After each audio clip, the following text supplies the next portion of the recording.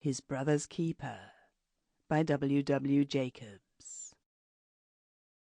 Anthony Keller, white and dazed, came stumbling out into the small hall and closed the door of his study noiselessly behind him.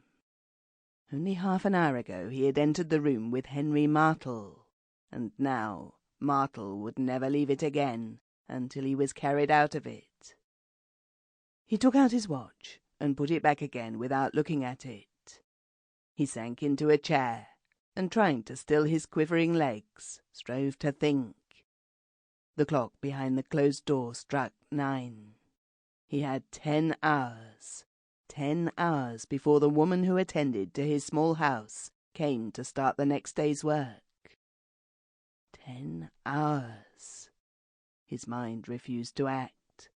There was so much to be done, so much to be thought of.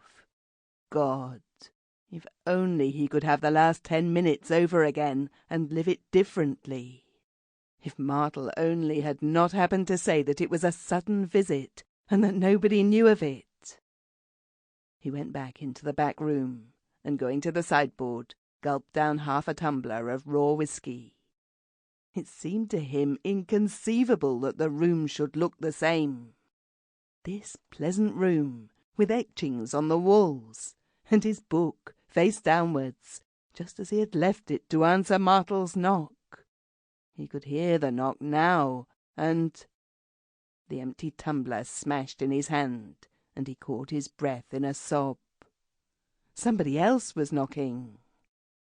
He stood for a moment, quivering, and then, wiping some of the blood from his hand, kicked the pieces of glass aside and stood irresolute. The knocking came again, so loud and insistent that for one horrible moment he fancied it might arouse the thing in the next room. Then he walked to the door and opened it. A short, sturdy man, greeting him noisily, stepped into the hall. "Thought you were dead," he said breezily. "Hello." "Cut myself with a broken glass," said Keller, in a constrained voice. "Look here, that wants binding up," said his friend. "Got a clean handkerchief?" He moved towards the door and was about to turn the handle when Keller flung himself upon him and dragged him back.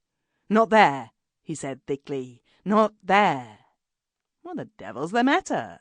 inquired the visitor, staring. Keller's mouth worked. "Somebody in there," he muttered. "Somebody in there. Come here." He pushed him into the back room in a dazed fashion. Sample complete. Ready to continue?